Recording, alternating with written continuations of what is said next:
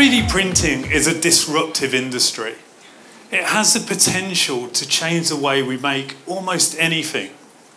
Now, they're not my words, they're the words of Barack Obama in his 2013 State of the Union address.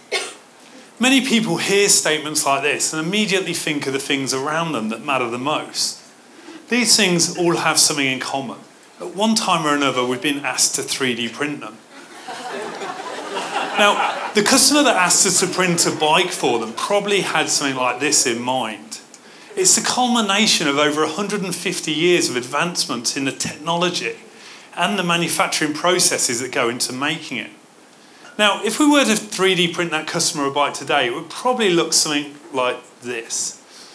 Now, although it looks like a step backwards, it does in fact have two distinct advantages. Firstly, we can personalise it to the rider, and secondly, we can make it as and when the customer orders it. So today we're limited to printing components for bikes. I don't think we'll be seeing 3D printing on the velodrome at the next Rio Olympics, but where we will be seeing 3D printing is on the track. Using a technology called 3D scanning, we can actually 3D scan an athlete's foot and print him a pair of shoes that have the potential to take 0.1 seconds off the 100-metre time, which could make the difference between winning a gold medal and winning a bronze medal. And why? Because they're not a size 13, they're a size Usain Bolt. Now, the biggest limitation that customers will tell you about the technology today is the cost. But what are they comparing the costs against? The Industrial Revolution changed our world. It introduced mass production and mechanisation. 3D printing will never be as cheap as mass production, but that's not its sweet spot. We're all individuals with individual needs and wants. Mass production will never be able to economically produce small batches of things or individual items. 3D printing can. With mass production, things are produced centrally. They're then shipped around the world, stored in a warehouse, sent out to a shop, and then ultimately bought by consumers. That suits fast-moving goods. But what about a red bumper for a 2006 VW Golf? In Sydney, we might only need one or two of these bumpers a year. So storing them until that customer comes along doesn't work from an environmental, economic, and a time perspective. We'd be far better off 3D printing a bumper as and when that customer comes along. But the technology is not there yet. The costs are still too high and the materials just aren't right.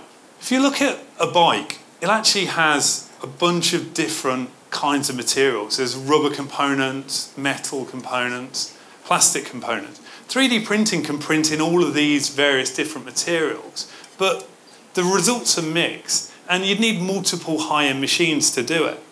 If you've got multiple machines, then you have to assemble those parts, and assembly in Australia is just simply too expensive due to the high cost of labour.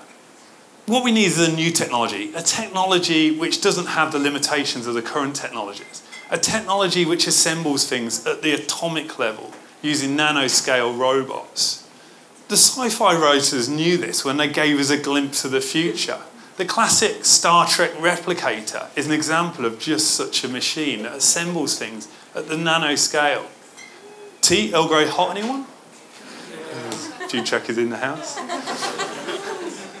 Don't lose heart though, as what we're seeing today is akin to an early Mac, and an iPhone 6 30 years on bears very little resemblance.